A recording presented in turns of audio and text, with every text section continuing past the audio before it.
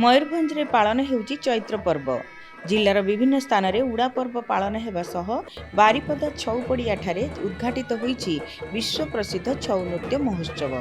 छौ प्रेमी माने विश्व प्रसिद्ध छौ नृत्यर भरपूर मजा नेउछंदी। मंच रे उत्तर साही छौ नृत्य एवं दक्षिण साही छौ नृत्य देखिबाकू मिलिची। राजा राजुड़ा अमलरू एही परंपरा मयूरभंज जिल्ला रे पालित होई आसुची।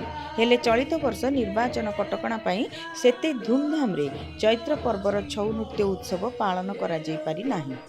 जितेबाला मु स्टूडेंट थी से आम 15 दिन आगु बारिपदा आसवाई योजना करूँ और से मात्र गोटे बस थिला आम सब कनसेसन टिकेट करके आसूलु से स्टूडेंट थी समय एवं से समय जहाँ देखुलु जो आग्रह समस्त माने से मयूरभंज माने बारिपदा नाचु थाए आम कौन नाचु बारिपदा नाचु थाए किंतु वर्तमान धीरे धीरे कमी कमी आसला सब जिनस आग्रहटा हूँ बड़ कथा ता सहित सरकारी प्रोत्साहन ये कौन कि भाव में सरकारी प्रोत्साहन होवश्य मुझे कथा जानी ना से कथा कहवाटा मोर ठीक हेनी किंतु वर्तमान निश्चित भाव में आग अपेक्षा से आग्रह आ से उद्दीपना सब कमी जाइए चली खाली आम जमी गोटे परंपरा रक्षा करने बस करुचे नहले आग भली जो ऐतिह्य थिला यार आ से धीरे धीरे